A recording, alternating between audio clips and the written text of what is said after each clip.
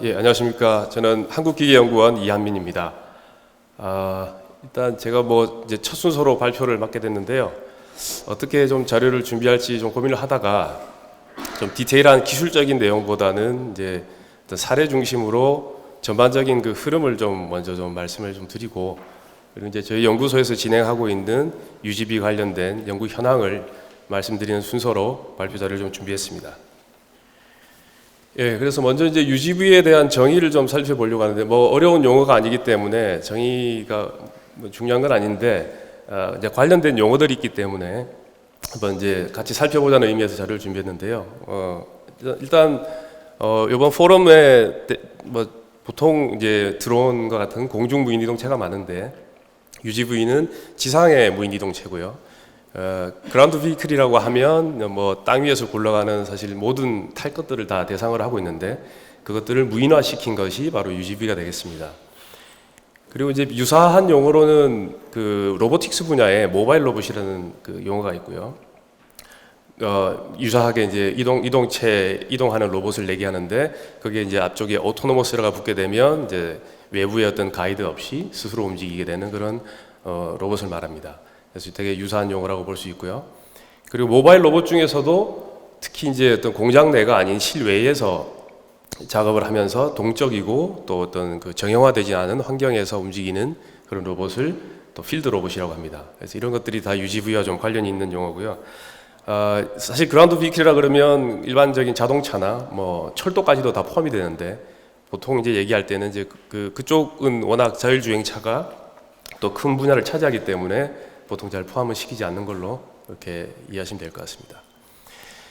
그래서 이제 이런 그 모바일 로봇이나 UGV와 관련된 어떤 시초에 해당하는 로봇이 쉐이키라고 해서 지금도 한 50년 더 이전에 개발됐었던 로봇이고요. 미국의 스탠포드 리서치 인스티튜트에서 만들어진 로봇인데, 지금의 형태랑 사실 상당히 유사한 그런 형태를 띠고 있습니다. 구동계가 있고, 여기서 이제 카메라를 가지고 비전 인식을 해서 이 물체 그 장애물들을 피하고, 또 이제 물체를 이동 그 대상체를 밀고 하는 그런 작업을 수행하는데, 이런 것들이 이제 시초가 되어서 UGV들이 쭉 만들어진 거고요. 특히 여기서 주목할 점은 최근에도 많이 쓰이는 그런 경로 탐색 알고리즘에 해당하는 A-스타 탐색 알고리즘이 이때 이미 만들어져서 지금까지도 많이 쓰이고 있습니다. 그래서 이제 이런 걸 바탕으로 그 기간 50년이 넘는 기간 동안 많은 UGV들이 만들어졌는데, 특히 최근 들어서 그 AI라든지 4차 산업혁명과 관련된 그런 기술 트렌드에 힘입어서 산업 분야별로 그런 자율화를 많이 진행을 하고 있는 것 같습니다. 그래서 UGV의 구성을 보시면 간략히 보시면 이 그라운드 비클이기 때문에 당연히 갖춰야 되는 구동계 내지는 이제 어떤 특정 작업을 수행하기 위한 매니퓰레이터 같은 것이 기본적으로 있어야 되고요. 그 언맨드를 나타내는 그 무인화를 위해서는 센서나 또 이제 제어하는 제어기, 그리고 통신 장비들이 있고, 이것을 모니터링하거나 조종하는 장비들이 로 구성이 되어 있습니다. 그리고 기술 분야도 유사하게 되어 있고, 이런 구동과 관련된 쪽, 그리고 센싱과 인식하는 쪽, 그다음에 이제 최근에는 그 인공지능 기법을 많이 이용하기 때문에 자율지능이 포함이 되어 있고, 그다음에 통신 네트워크, 그다음에 이제 사람과의 인터페이스를 또 하는 분야들이 기술 분야로 들어 있고요. 이것들을 전체적으로 시스템 통합하고 운용하는 쪽으로 크게 기술 분야가 나눠져 있습니다. UGV 종류를 좀 여러 가지 기준에 맞춰서 좀 구분을 해보면, 일단 구동 방식에 따라서는 휠 타입, 트랙 타입, 레그 타입으로 크게 나눌 수 있는데, 각각 이제 장단점이 있고요. 특히 기동성 같은 경우에는 휠 타입이 좋은 반면에 이제 바위라든지 이런 험지를 오르내리기는 이제 그 어려움이 있기 때문에 이제 트랙이나 레그 같은 타입들이 이용이 되고, 이제 이런 쪽으로 갔을 때는 평지에서의 기동성이 떨어지고 또 에너지 효율이 좀 낮은 그런 단점들이 있습니다. 그래서 이런 걸 보완하기 위해서 최근에 이제 컨셉으로 제시된 현대에서 제시한 크레들 같은 UGV 같은 경우에는 레그드 휠이란 형태로 해서 험지에서는 레그로 걷고, 그다음 평지에서는 휠로 다니는 그런 형태도 나오고 있습니다.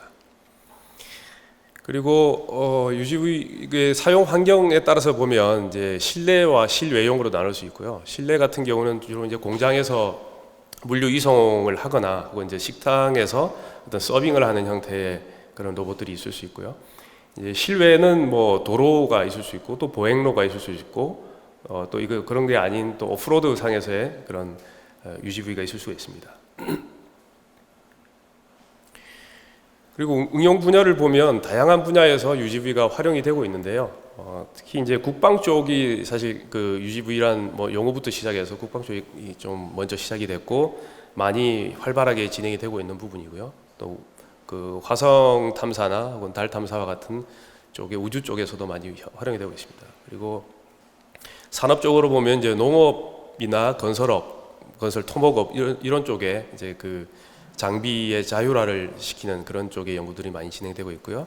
그리고 공공의 목적을 띠고 소방 내지는 어떤 그 조난자 구조와 같은 그런 재난 대응용 UGV가 있고 최근에 이제 그 코로나의 사태와 관련해서 또 이제 좀 핫 이슈로 떠오르고 있는 배송 로봇 같은 것들이 또 이 UGV에 해당된다고 볼 수 있겠습니다.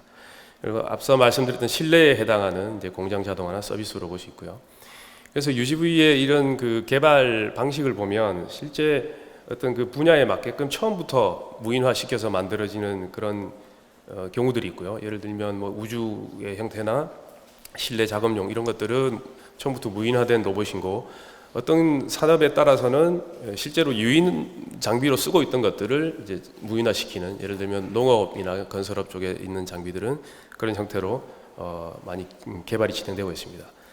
그래서 이제 제가 이 분야별로 조금씩 사례들을 보면서 한번 쭉 그 흐름을 같이 파악해보는 시간을 갖도록 하겠습니다. 국방 쪽은 뭐 상당히 많이 지금 그 UGV 개발들이 진행이 되고 있는데요. 그 기본적인 이제 험지를 다녀야 되기 때문에 트랙 타입들이 좀 많이 있고, 그다음에 이제 뭐 전투를 하거나 혹은 뭐 감시 정찰을 하거나 뭐 지뢰 제거를 하거나 이런 형태로 많이 최근에도 개발이 되고 있습니다. 물론 이게 이제 그 살상 무기라고 하는 어떤 논란 때문에 많은 그런 뭐 현재 논란들이 있긴 하지만 이제 그 세계 각국에서는 그 각자 그 나라들의 국방력 강화를 위해서 많이 개발하고 있고요. 우리나라에서도 이제 2005, 6년대 2000년 초중반부터 해서 그 ADD를 중심으로 해서 이런 그 국방용 무인 이동체 개발이 많이 진행이 되었고 최근에는 이제 이런 그림에서 보시는 무인 수색 차량 개발을 진행을 하고 있습니다. 그리고 우주 분야를 보면 이제 우주는 환경상 어쩔 수 없이 사람이 갈 수 없기 때문에 이런 그 무인 그 탐사 로버가 이렇게 많이 개발이 되어 왔고요. 특히 이제 그 2012년도에 발사되었던 나사의 그 화성 탐사 로봇인 큐리오시티를 아마 이제 기억을 하실 텐데 이런 형태로 생겼고 그 환경에 적응하기 위해서 이 구조를 보시면은 상당히 그 링크와 휠이 연결되어 있는 구조로 해가지고 험한 지형에도 이렇게 잘 적응하면서 움직일 수 있도록 그런 식으로 구동계가 구성이 되어 있습니다. 그리고 이제 재미난 부분은 이제 그쪽 이제 에너지 공급이 사실 이제 뭐 태양열과 같은 그런 태양광이나 이런 게 아니고 핵 에너지, 플루토늄을 이용한 그런 에너지로 구동되고 있고요. 2012년도에 원래 발사가 돼서 뭐 2년 동안 그 원래 일을 하기로 했는데 사실 그 이후로도 뭐 멀쩡해서 계속 지금까지 일을 하고 있다고 합니다.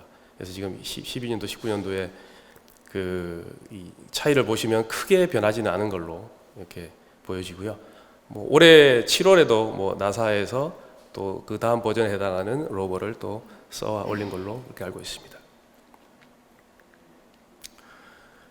그리고 이제 농업 분야 쪽에서도 상당히 많은 그 UGV 개발을 진행을 하고 있는데 이 농업과 관련 부분, 농업 분야는 특히 이제 그 환경 자체가 어떤 그 제한적인 환경 내에서 그 어떤 작업을 하기 때문에 상당히 이런 UGV 같은 기술이 적용되기에 좋은 분야라고 볼 수 있고요.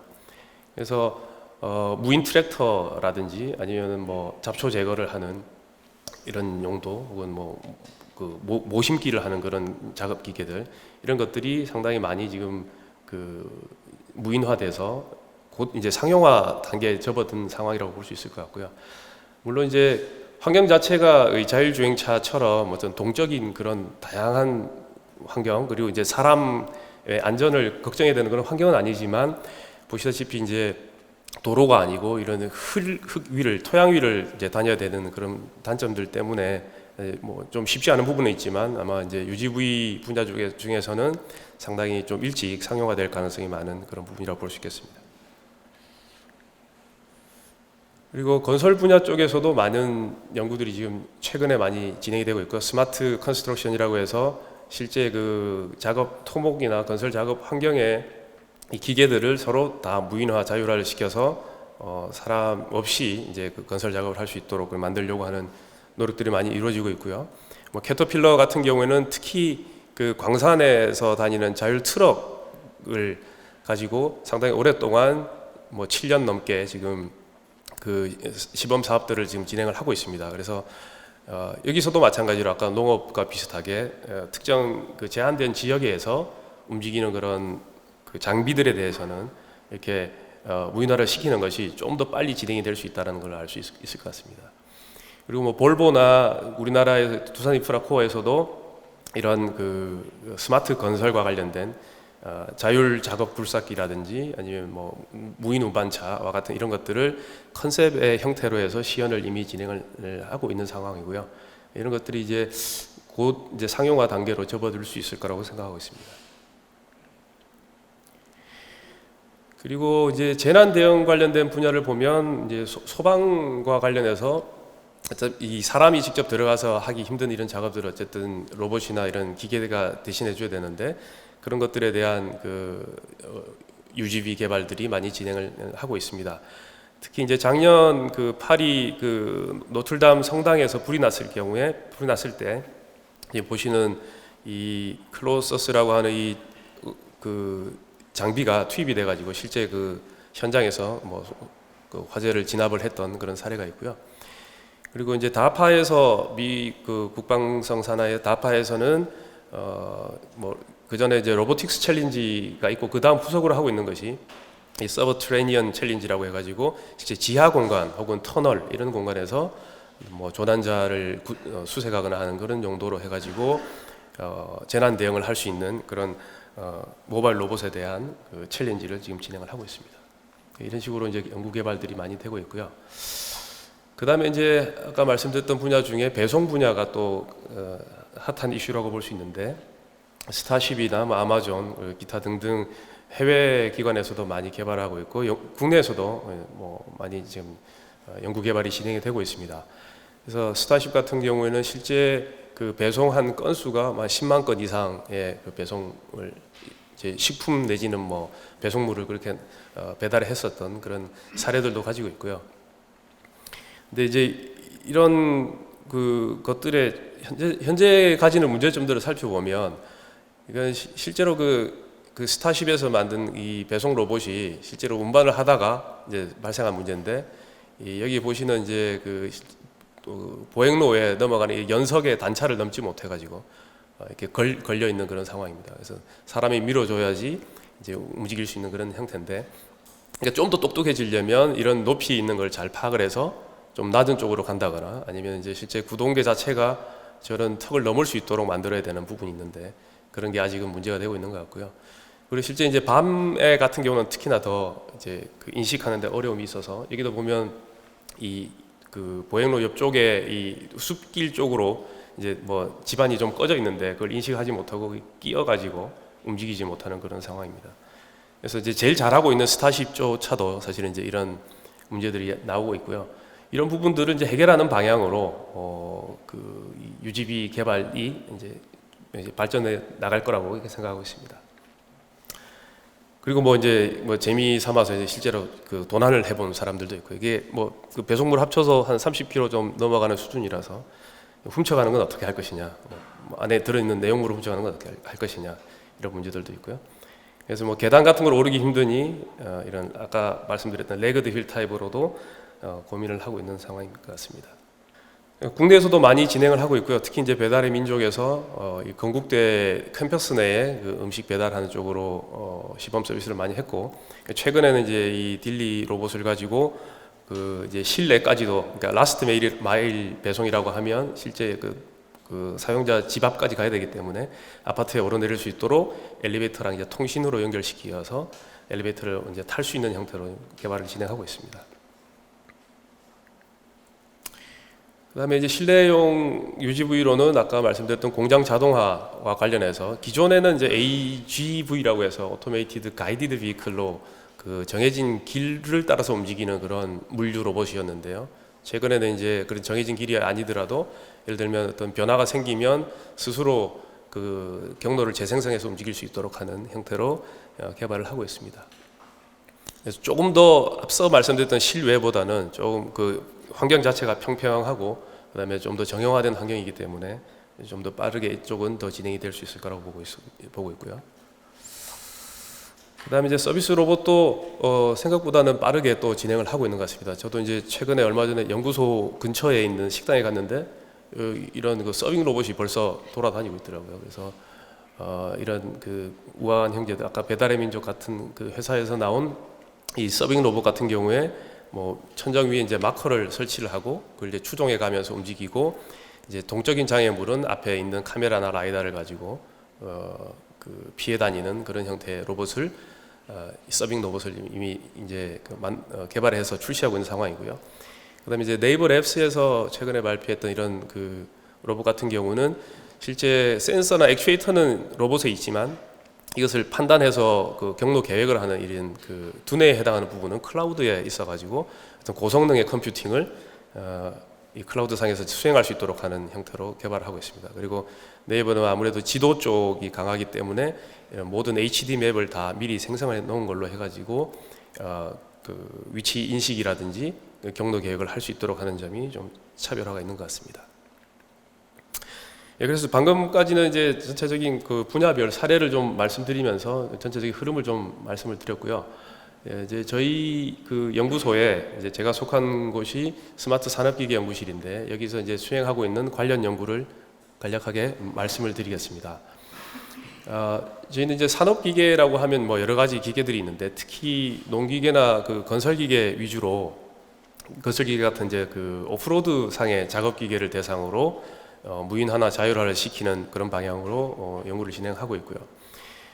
일반적인 발전 방향처럼 그 원격 조종에서 뭐 반자율 그리고 완전 자율 작업으로 진행하는 그런 로드맵을 저희도 가지고 있습니다. 그래서 먼저 환경의 탐지나 그다음에 그 안전 작업을 위한 그런 제어의 기술들이 이제 연구가 되어졌고요.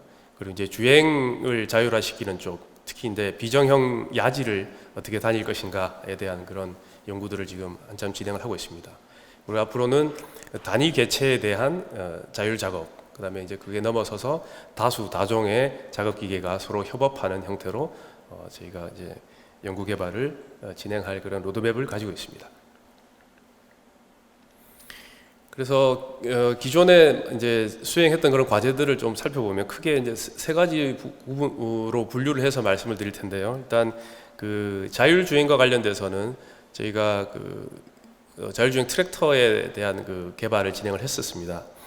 이 그 트랙터 같은 경우는 사실 그 이 직진 주행하는 이 정밀도가 상당히 중요합니다. 이게 농작물 자체가 그 직선에서 벗어나지 않도록 반듯하게 심겨져야 하는 그런 부분이 있기 때문에 직진 주행이 필요한데 실제 그 논밭의 환경 자체가 이 토양 상태가 워낙 다르기 때문에 직진 주행하는 것 자체도 쉽지 않습니다. 그래서 저희가 환경 인식 기법을 통해서 이 경로 추종할 수 있는 그런 기법을 통해서 직진 주행하는 오차, 거리 오차를 10cm 이내로 줄이는 그런 연구를 진행을 했고요. 그 다음에 이제 실제 이런 자율화 무인 UGV에 들어가는 센서들이 상당히 고가의 센서이기 때문에 수천만 원의 센서들이 들어가는 경우도 있는데 아무래도 이 농기계 입장에서 봤을 때 그런 고가의 그 센서를 지불할 수 없어서 이제 저가의 센서만으로 그런 유사한 정밀도를 낼 수 있도록 하는 연구를 수행했습니다. 그래서 한 400만 원대 정도 되는 센서만 가지고 이것들이 잘 센서 퓨전을 시켜서 알고리즘적으로 정밀도를 추종하는 형태로 해가지고 2.5cm 이하의 정밀도를 갖도록 이렇게 개발을 했고요. 그리고 이제 이런 기술을 바탕으로 해서 저희가 그 국방 쪽에 또 무인화하는 그런 과제들을 수행하고 있습니다. 이건 이제 SE88이라고 해서 공군 그 비행장에서 그 활주로에 제설 작업을 하는 그런 장비인데요. 이게 이제 실제 사람이 몰고 있고 여러 대가 편대 그 운행을 하고 있는데 이것을 이제 무인화시키는 그런 작업을 지금 진행을 하고 있고 뭐 운용 속도 최대 80km의 속도로 움직일 수 있도록 해서 무인 제설 장비를 지금 개발을 하고 있습니다. 그리고 저희가 이런 자율주행 관련된 연구를 하면서 특히 이제 그 오프로드 환경에서의 자율주행을 하다 보니 좀 현재 어떤 바틀렉이라고 볼 수 있는 부분이 사실은 그 환경 인식 부분에 대한 것이 상당히 많이 지금 그 걸림돌이 되고 있는 부분이 있습니다. 그래서 일반적인 도로 환경에 비해서 훨씬 더 비정형성이 있고 복잡하기 때문에 어떻게 환경 인식을 잘 할 수 있을까 하는 부분에 좀 더 초점을 맞춰서 내년부터 진행을 할 예정이고요.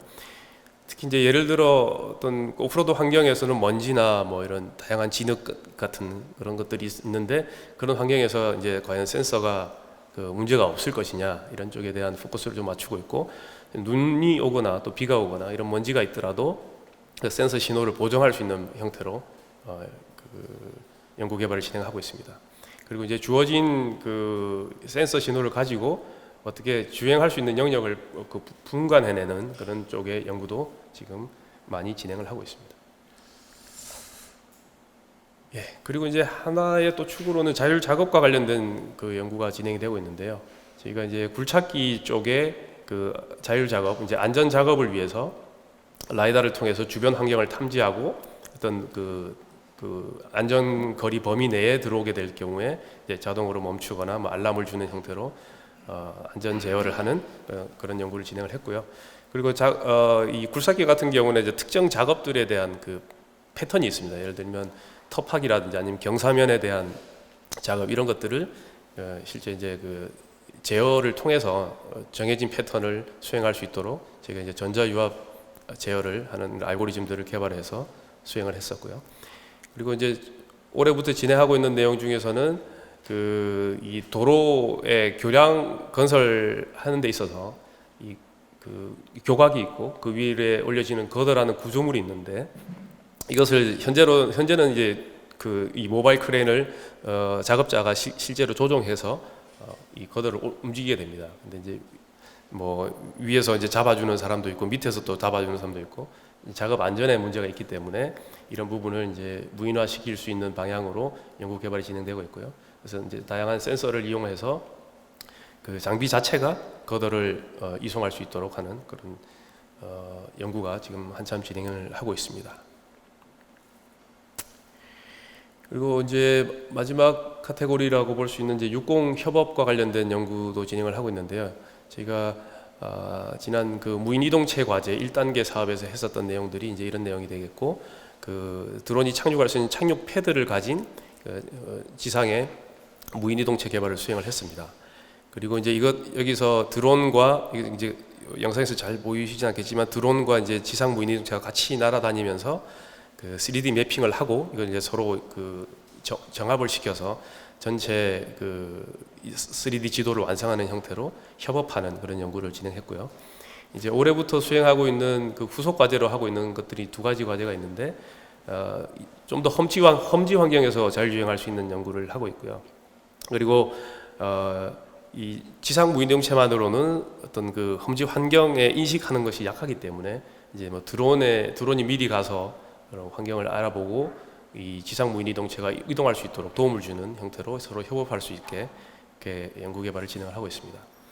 그리고 또 다른 과제에서는 이제 배송 로봇과 관련된 그런 과제인데요. 그러니까 장거리로 이송하는 부분은 이제 드론이 맡아서 이송을 하고, 그다음에 라스트 마일 배송을 하는 부분은 이제 지상의 무인 이동체가 그 배송물을 인도받아서 배달하는 형태로 지금 개발을 하고 있습니다. 특히 이제 이 부분은 항공기와 이런 그 지상 무인 이동체 간에 서로 배송물을 주고받는 그 도킹 언도킹과 관련된 분리합체 기술을 좀 더 초점을 맞춰서 진행을 하고 있습니다.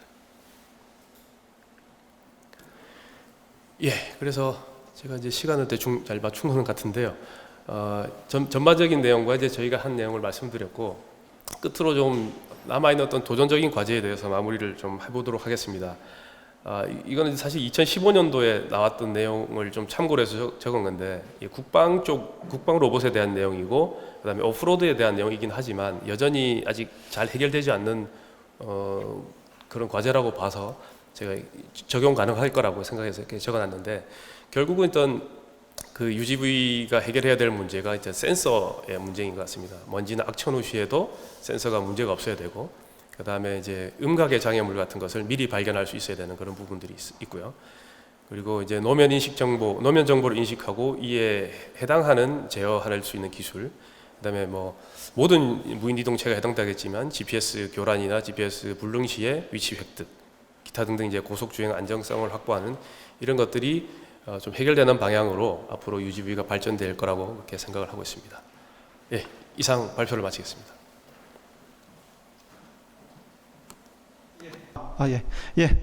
지금까지 그 UGV에 대해서 발표 감사드리고요. 그러면 이제 오늘 참석해 주신 분들 플로어에서 몇 가지 한두 개 정도의 질문을 좀 받아보도록 하겠습니다. 질문이 있으신 분은 손을 드시면 제가 그 질문을 좀 받도록 하겠습니다. 그럼 제가 그 기계연구원에서 지금 그 험지 주행, 우리 뭐 국방 같은 데서 좀 그 활용이 되기 위해서는 험지 주행 같은 것들이 상당히 중요해 보이는데요. 혹시 우리 그 이런 험지에 대한 기준이나 뭐 이런 부분들이 혹시 정의된 것이 좀 있나요? 험지에 대한 사실 기준이 딱 정해져 있는 건 없긴 한데요.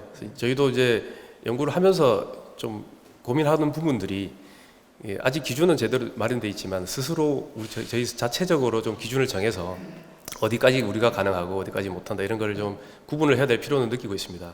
그래서 뭐 기준이 이미 있으면 좋은데 없어서 저희가 한번 만들어 보려고 이렇게 생각하고 있습니다. 또 뭐 한 가지 더 질문을 드리자면 아마 많은 국민들 분께서는 그 우리 배송 로봇에 상당히 관심이 많으실 것 같아요. 그래서 혹시 박사님이 보시기에 우리 이 배송 로봇이 현실화, 이제 정말로 이제 그 택배 노동자분들을 대신해서 실제 택배를 하는 건 어느 정도 뭐 한 2, 3년 내 아니면 5, 6년 내 언제쯤 가능할까요? 저는 뭐 생각보다 빨리 될 수 있을 거라고 보여지는데요. 이제 그 배송이라고 하는 게 뭐 전혀 새로운 곳을 가게 되면 그건 이제 쉽지 않겠지만 이제 딱 정해진 구역 내에서 움직인다고 하면 아까 이제 잠깐 말씀드린 것처럼 그쪽 지역에 대한 HD 맵이 잘 구성이 돼 있고 뭐 그쪽에 이제 많은 학습을 통해서 훈련이 돼 있으면 배송 로봇도 충분히 이제 자율적으로 운행을 할 수 있을 거라고 보여지고요. 근데 말씀드렸던 이제 몇 가지 문제들이 사실 여전히 좀 남아 있습니다. 근데 그런 것들은 기술적으로 좀 해결을 하면 한 2, 3년 내에 어느 정도 실용화된 형태로 나타나지 않을까 싶습니다. 발표와 답변 감사드립니다. 지금까지 발표해 주신 한국기계연구원의 이현민 박사님께 큰 박수 부탁드리겠습니다.